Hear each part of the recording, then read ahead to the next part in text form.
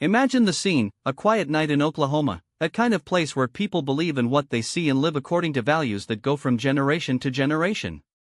Cindy and Kevin Hammonds were the portrait of this simple and predictable life, a couple who was never lacking in the church on Sundays, who raised their son with love and had never questioned the boundaries between this world and what comes later.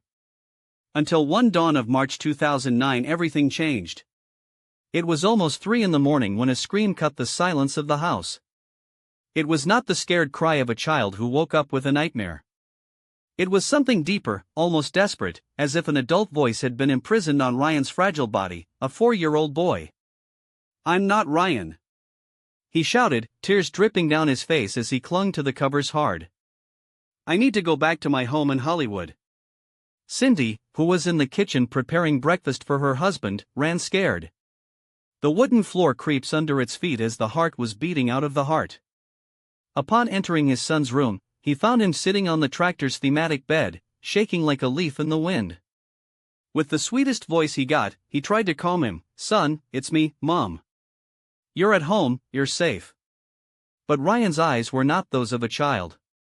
There was an unusual depth in them, a pain that seemed to come from memories he should never have lived. "You don't understand, Mom," said the boy, with a seriousness that left her speechless. "I lived in a large house with a kidney-shaped pool. There was an office where I worked with famous actors. Then I felt a strong pain in my chest and couldn't breathe anymore." Cindy felt the air get heavy. How could a 4-year-old boy describe a kidney-shaped pool? Or talk about contracts and celebrities with such conviction? Kevin appeared at the door, still sleepy, his unhealthy hair. "What's going on here?" he asked, his voice hoarse by sleep. Ryan turned to him, his eyes shining with a strange intensity. "I was not a child before, Dad. He was a man like you, but more elegant. I wore beautiful suits and drove a car that shone a lot." The couple exchanged a look full of doubt and concern. They knew every detail of their son's life from birth, their first steps, their first words. Never, at any time, Ryan had demonstrated any unusual behavior. Kevin sat on the edge of the bed, trying to rationalize. "Son, I think it was just a very alive dream. Sometimes we wake up thinking it's real." But Ryan shook his head firmly. "It wasn't a dream. I remember. I remember my other mother. She was beautiful and wore long dresses. My house had huge wide stairs and windows. The clock on the bedside table scored 2h47. The only sound in the house was the refrigerator buzzing and the far-fashioned bark of some neighboring dog." But to the Hammonds, that night was the beginning of something that would shake everything they thought about knowing about life. In the next 2 hours, Ryan has not stopped talking. He described rooms with impossible details for his age, quoted names he had never heard, and told stories that no Oklahoma boy should know. He spoke of dinners in sophisticated restaurants, offspring contracts overlooking the city, glamorous women who worked in the cinema. And the most disturbing, it did all this with a naturalness that fringed the pimple. When he finally fell asleep, just before dawn, Cindy and Kevin were sitting in the kitchen, the coffee warming between their trembling hands. The sun was beginning to be born behind the plaid curtains, but neither could sue what they had just heard. "Do you think he's sick?" Cindy whispered, breaking the silence. Kevin just shook his head, lost. "I have no idea, love. I've never seen anything the same." What they didn't know was that this would be just the first of many nights. In the following days, the episodes would be repeated, increasingly detailed, with such accurate information that they would force them to face a question that would challenge all their beliefs. But that was just the beginning of a mystery that would take them far beyond what they could ever imagine. During the day, Ryan was the usual boy again. He played with strollers in the backyard, watched the designs on old television and helped his mother to feed the Alinhas. But when night fell, something changed. Cindy already had a routine. At the first sign of agitation in her son's room, she prepared a glass of warm milk and an extra blanket. Those night dialogues, which seemed out of a fiction movie, became part of their reality. "Mom," Ryan said in one of these nights, "why can't I drive my car anymore?"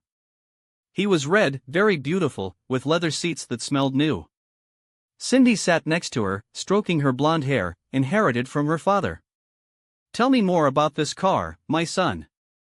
It was a convertible, Ryan replied, with a certainty that he didn't match his age. I liked to drive with the hood open through the streets of Hollywood. People greeted me because they knew me. I worked with famous actors. When Ryan began to quote specific names, Cindy felt the floor shake under his feet. They were not invented characters or cartoon figures. They were real actors of the 1940s, names she had already heard from her grandmother's mouth when she talked about the stars of her youth's cinema. Did you know Rita Hayworth?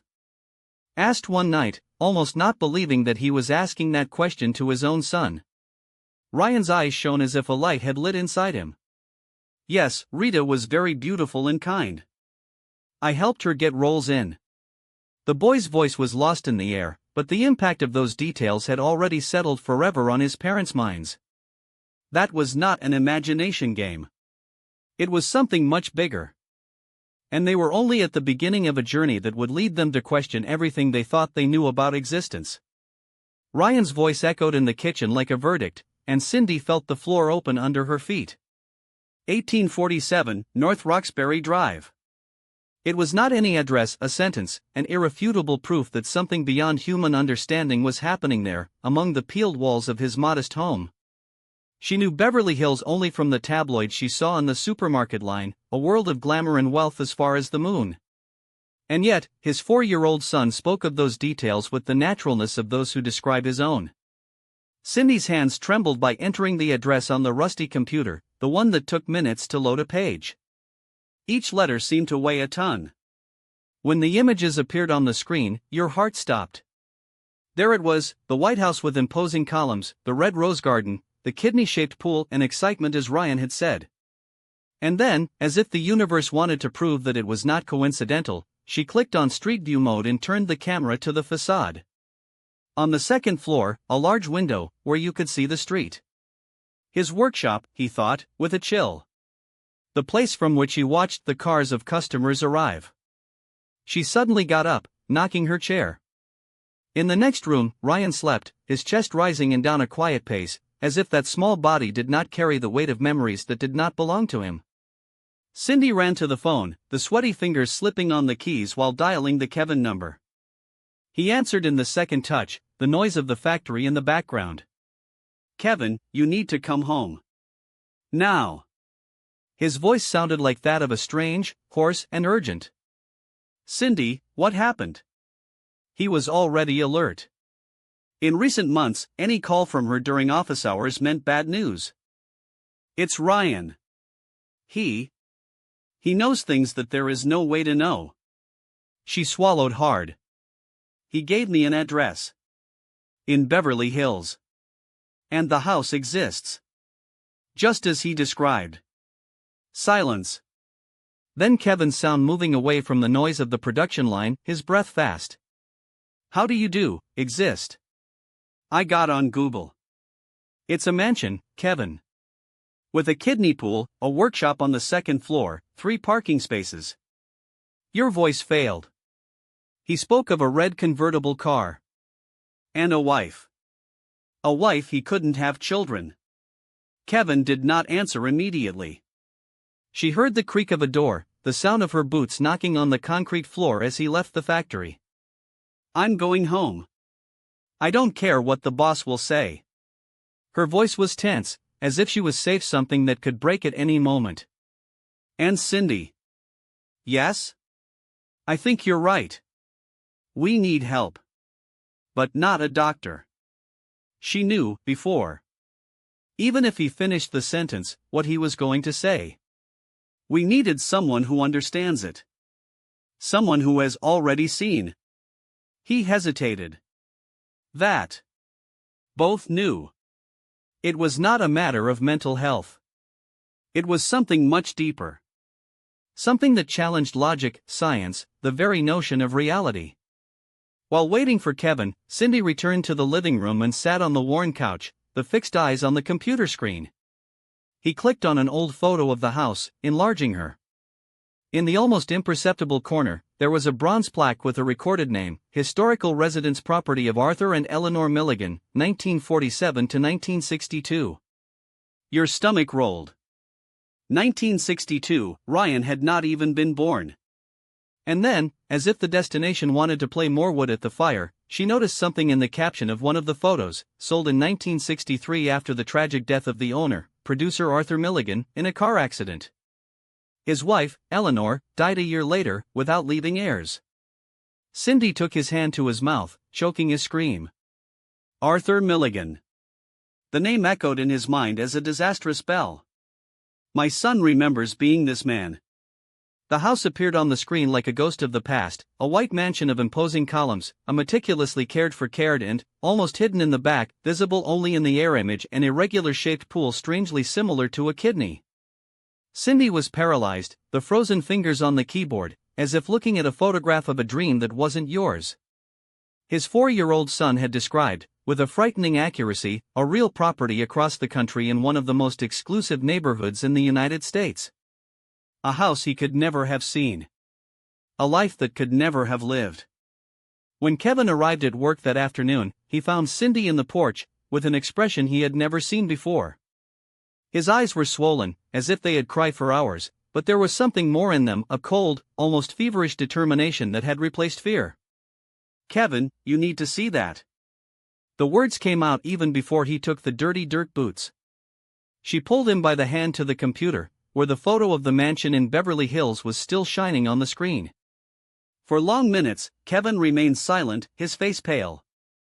His eyes jumped between the image and his wife, as if trying to reconcile two realities that should not coexist. How is this possible? He finally whispered, his voice hoarse. I don't know. Cindy shook his head, his trembling hands on the table. But it's not a coincidence, Kevin. Ryan described this house. Just as it is. That night, after dinner, they sat Ryan on the couch between them, as if they were about to interrogate an adult, not a child. Kevin took a deep breath, forcing a calm tone. Ryan. Your mother told me about that address you mentioned today. Can you talk to us more about this house? The boy's eyes illuminated, as if someone finally asked the right question. It was my favorite home. He smiled excitedly. I had a very beautiful office where I received the actors. Some were very famous. Cindy held her breath. Can you tell us the names of some of them? Ryan closed his eyes for a moment, as if he was flipping through an album of memories that did not belong to him. I worked with Glenn Ford, with Rita Hayworth, as I said. He paused, frowning, as if the memory of this. And there was a very blonde actress, very beautiful. I think her name was Marilyn. Cindy and Kevin exchanged a look. Marilyn Monroe. One of Hollywood's biggest stars in the 1940s and 1950s. A name that his 4-year-old son couldn't know, much less associate with the work of a talent agent. And how was your job, Ryan? Kevin tried to keep his voice light, but his hands were sweaty. I helped the actors get roles in the movies. The boy spoke with the naturalness of those who explain something obvious. He spoke to the directors over the phone, said which actors were good. Sometimes I went to the studios to see how they filmed. In the next 60 minutes, Ryan faded details of a life that had supposedly lived decades before being born.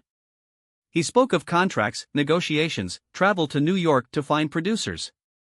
Described Hollywood-specific restaurants, mentioned streets by name, told Anito. On stars that had died long before it existed.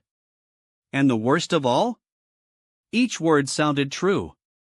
When they finally managed to put Ryan to sleep, Cindy and Kevin spent the whole dawn on the computer, checking every name, every place, every detail the son had quoted. One by one, the facts were confirmed. It all beat Hollywood's real story in the 1940s. Kevin. Cindy broke the silence when the first rays of sun began to leak out the window. I think we need professional help. This is beyond what we can deal with alone. He nodded slowly, his eyes tired but lucid. Tomorrow I call the medical insurance. But what are we going to say? Cindy held his hand, his voice shaking. What our 4-year-old son remembers being a Hollywood agent in another life. Neither had an answer. But one thing they knew, something extraordinary was happening at their home. Something that challenged everything they believed to know about reality. And the next day, there would come a call that would connect them to someone who had dedicated their lives to studying cases just like Ryan's.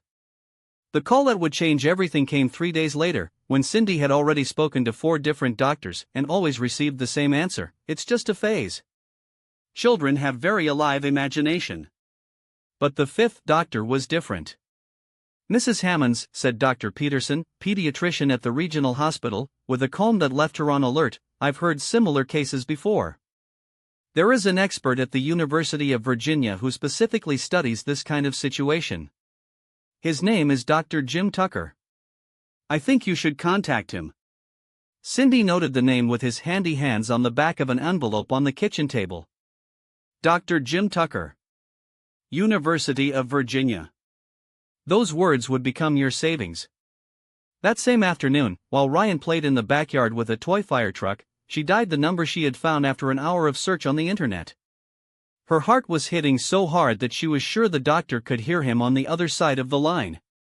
"Dr. Tucker," answered a serene and professional voice. "Doctor, my name is Cindy Hammonds. I'm calling Oklahoma. My 4-year-old son," she swallowed hard. "He's saying things he shouldn't know. Things about Hollywood in the 1940s. There was a break. Not by surprise, but of recognition, the break from someone who had heard stories like that before. "Mrs. Hammonds, could you describe me what exactly your son has said?" In the next 20 minutes, Cindy told everything. The night crises. The details about Rita Hayworth. The exact address in Beverly Hills. The names of actors that Ryan had no way to know. With each information, she felt less like a worried mother and more as a witness of something impossible and yet real. "Mrs. Hammonds," Dr. Tucker finally spoke, with a firmness that calmed her, "I would love to meet Ryan. What you are describing fits into standards that we have already documented in other cases. Would you be willing to come to Virginia?" Cindy's heart shot. Do you think this is real? I take more than 15 years studying children who report memories of past lives. I've documenting more than 2,500 cases like this." His voice was quiet but unshakable. "Your son is not sick, and you are not imagining things." Those words were like a balm for Cindy's tormented soul. For the first time in weeks, she didn't feel alone with the weight of the impossible. When Kevin arrived at work that afternoon, he found Cindy with a completely different expression. It was no longer the despair that had consumed it for days. It was hope. The hope that shone in Cindy's eyes now burned with an almost physical intensity. She followed Kevin to the kitchen table, where the computer remained open, illuminating the face of the man who had somehow been his son in another life. Black and white photos showed a man of impeccable suit, confident smile, and eyes that, shattered from the distance of decades, raised something undeniably familiar. It was like looking at a Ryan echo, not traces, but in essence. Marty Martin. Kevin read it low, as if the name weighing more than the syllables that made him. His fingers shaking the screen. Going through old headlines: Hollywood agent dies of heart attack in his office, Marty Martin, the man who discovered stars, says goodbye to the age of 61. Each word was a hammer blow to everything he believed about reality. They were not coincidences. They were not a child's fantasies. It was a truth as solid as the table in which he supported his hands, a truth that challenged the laws of physics, biology, reason itself. Ryan appeared at the kitchen door, rubbing his sleepy eyes. Seeing parents' expression, his voice came out small, almost guilty. "I shouldn't have spoken, right?"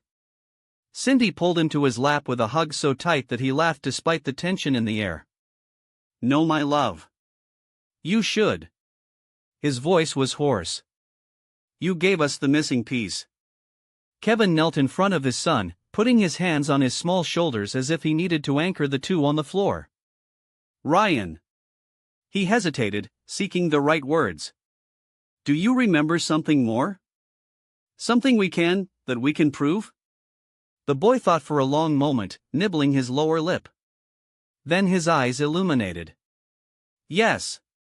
He jumped from his mother's lap, running to the drawer where they kept the pencils and papers. "I remember the address," he shouted, already scribbling with clumsy lyrics on a piece of paper. 6780, Hollywood Boulevard, Suite 805. The silence that followed was electric. Cindy and Kevin exchanged a look that didn't need words. They knew. They knew that when they typed that address, they would find not only a building, but the confirmation that the impossible was real. And that's exactly what happened. On the computer screen, Google Maps showed the facade of an Art Deco building, with time-faded gold letters, the Hollywood Talent Building. A quick search revealed that, in the 1950s, Suite 805 belonged to Martin and Associates Talent Agency. Old photos of the lobby, scanned from historical files, displayed the same marble floor and the same bronze details that Ryan had described in dreams, months earlier. Kevin sank in the chair, his hands covering his face. My God! Your voice was broken. What do we do with it? Cindy didn't answer. She was looking at Ryan, who now played on the floor with her teddy bear, oblivious to the earthquake she had caused. In his eyes, there was no fear. There was no doubt. There was only a quiet certainty, as if he knew, always, that the truth would end up coming.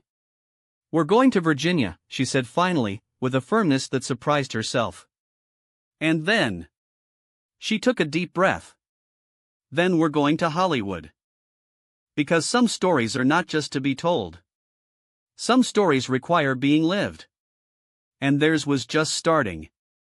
Among Hollywood's digitized documents, yellowish contracts of the agency that had once drove, newspaper clippings with its name printed bottles and, more impactful of everything, the death certificate that attested to his death by acute myocardial infarction on May 3, 1964, on the 8th floor of a Hollywood boulevard. Kevin remained silent long minutes. Her fingers trembled over page to page, as if each click confirmed not only the truth of Ryan's words, but the existence of a world that challenged everything he thought known. "My God," he whispered, his voice hoarse with emotion. "All this is real. But, what do we do now? How do we absorb such a thing?" Before you could formulate an answer, the sound of hasty steps echoed through the hallway. Ryan appeared on the doorway, his hair misaligned by the nap, his eyes still sleepy as he rubbed his wrists on his eyelids. "What are you looking at the computer?"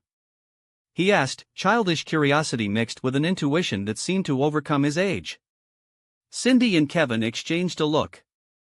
It was the moment they feared and, at the same time, for which they longed. How to explain to a 4-year-old that his impossible memories were just validated by history? Cindy knelt to his height, taking his small hands between his own. "Ryan, we found information about Marty Martin." The boy's eyes widened instantly, as if a spark of recognition crossed him.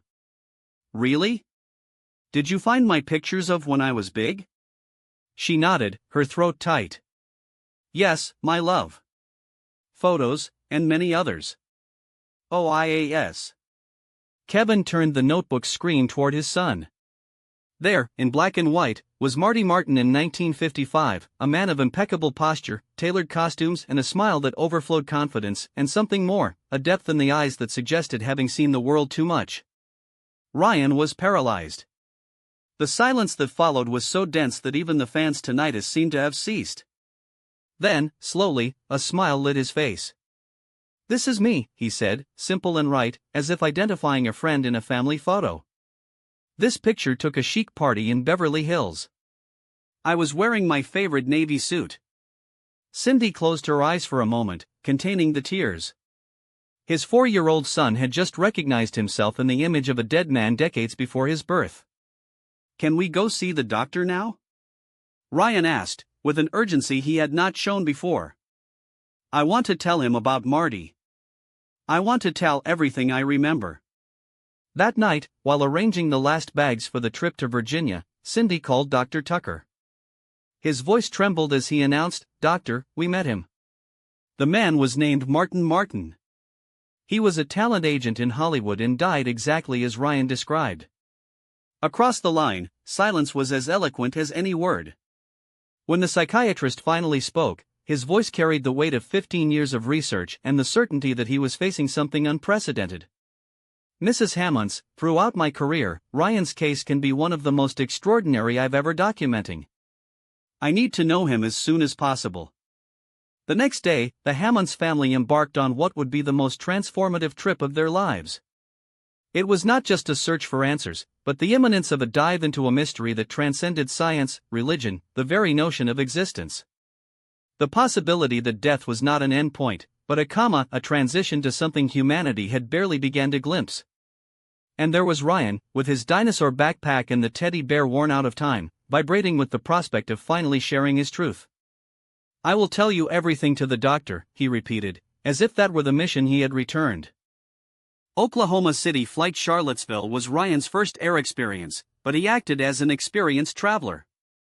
While the aircraft cut the noobs, pointed out the window and said to Cindy, with the naturalness of those who remembered a breakfast, "Before I fly a lot between Los Angeles and New York for work. I loved sitting in the first class." She was no longer surprised by those statements. After Marty Martin's confirmation, each word of Ryan had gained a new weight, as if his sentences were bridges between two times. The University of Virginia welcomed them with a spring in the middle of blossoming. The trees, loaded with white flowers, seemed to celebrate their arrival, and the campus exuded that aura of importance that only the places where the story is written have. For the Hammonds, however, what was coming was going beyond any conventional academic discovery. Dr. Jim Tucker was waiting for them in his office in the Department of Psychiatry. A man of about 50-year-olds, gray hair, and kind eyes behind wire glasses, his table was an archipelago of books, folders, and photographs of children of different ages and origins, each a piece of a puzzle he had devoted his life to ride. "Ryan," he said, kneeling to be up to the boy, "I've been waiting for you.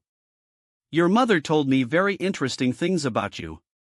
Ryan smiled, now with a confidence that only grew since his parents had begun to believe him.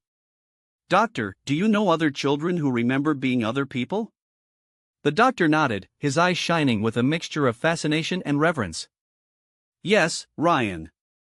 I know a lot of children like you.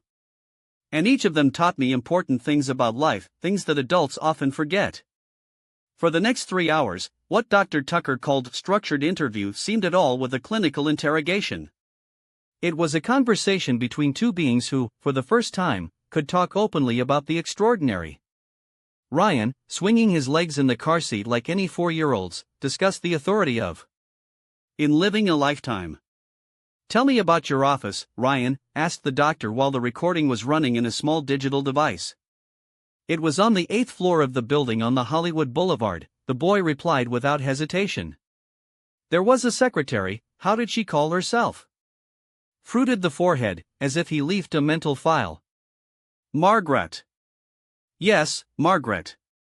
She was very good with me." Dr. Tucker wrote down everything, fast, while Cindy and Kevin watched, fascinated, that dialogue that seemed to transcend time. "Do you remember the room number?" 823, I had my name on the door, in gold letters." The doctor's eyes widened for a moment. "And the actors you worked with?" Ryan enlightened. "I worked with Rita Hayworth. She was very famous and very beautiful. Also with Glenn Ford, he was serious, but kind. And had a blonde actress who was becoming famous. Marilyn Monroe." Dr. Tucker raised his head, surprised.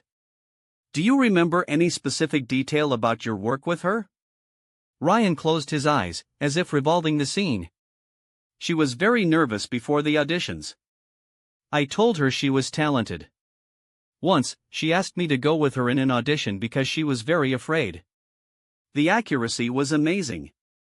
It was not just names and places, but emotions, dialogues, nuances that a 4-year-old could not make." The doctor leaned forward, the low voice, almost reverent. "Ryan, what about your personal life? You were married?" The boy's expression changed in an instant. A shadow of sadness crossed his face, so sudden and deep that Cindy felt her heart contract. He lowered his eyes, and when he spoke, his voice was little more than a whisper. The shadow of ancient pain crossed his children's face. "Yes, I was married." Her voice, once firmly, now shivered slightly, as if the words weighed more than her little body could bear. "My wife was very beautiful, but we were very sad because we couldn't have children." Kevin felt a knot in his throat. There, in those simple words, pronounced by a 4-year-old child, echoed one of the deepest sorrows a couple can carry. It was an adult pain, a wound that only time and experience could sculpt. The doctor, with the caution of those who handle something fragile, asked the following question: "Do you remember her name?" Ryan frowned, his fingers playing with the shirt bar. "It started with, and." "Eleanor?" "No, it wasn't Eleanor." A pause. The stamped frustration in its features was almost palpable. "I can't remember her name properly, but I remember our room. It was very big, with a white piano." In the following minutes, Dr. Tucker plunged into increasingly specific questions about Marty Martin's life. And Ryan responded with a precision that would jerk the pimple. He described the decoration of the house in Beverly Hills, the paintings on the walls, the smell of the leather of the sofas, the view of the porch. He quoted restaurants in Los Angeles where Marty had dinner, mentioned names of rival agents with whom he competed for contracts, told Hollywood party anecdotes that captured not only the facts, but the essence of the time, the shine of silk dresses, the smell of expensive courts, the murmur of conversations between actors and producers. But that's when Dr. Tucker slid on the table a set of photographs, some from Marty Martin, some of random men at the same time, that the air in the room seems to have solidified. "Ryan," said the doctor, pointing to the scattered images, "can you show me which photos appear the person you were before?" The boy leaned over the table, his eyes traveling every image with an attention that did not belong to his age. There was no hesitation. There was no doubt.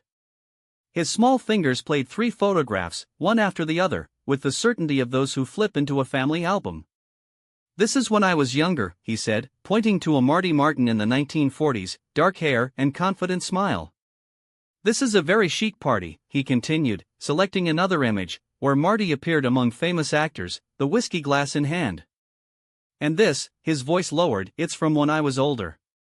Just before, my chest hurts." All the photos he chose were, in fact, by Marty Martin. No mistakes. No hesitation. Cindy couldn't stand it. He rose abruptly, his shaking legs, and left the room. In the cold corridor of Department of Psychiatry, leaned against the wall and let the tears fall silent. His 4-year-old son had just recognized himself in portraits of a dead man for decades. There was no more room for doubt, for rational explanations, for the illusion that it was all the result of a fertile imagination. The truth was too much. It was real. When he returned, Dr. Tucker was ending the interview. Ryan, now more relaxed, smiled at the doctor. "You were very brave to tell me all this," said the psychiatrist, with a tone that mixed admiration and a tip of melancholy. "Is there anything else you want to tell me?" Ryan's eyes found his, too serious for a child. "Doctor, why did I come back?" The question stopped in the air like a bell that had trimmed in the void.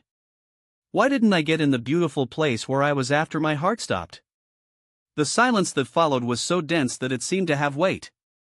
It was a question that torn the veil of the unknown, formulated by a childish voice that, however, carried the weight of a soul that had already seen the other side.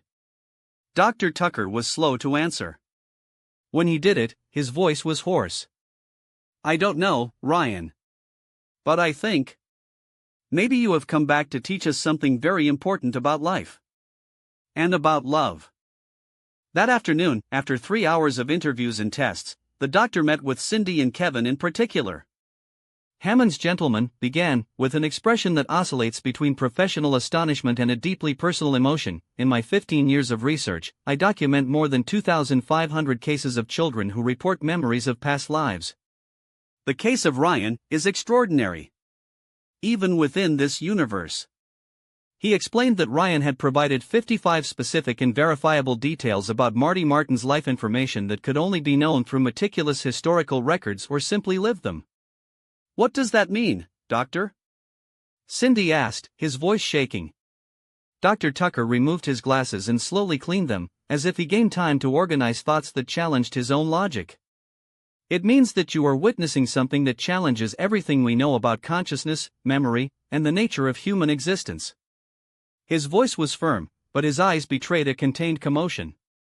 "Ryan is not inventing these memories. Somehow, impossible, according to our current scientific knowledge, he is accessing real memories of a man who lived and died decades before he was born.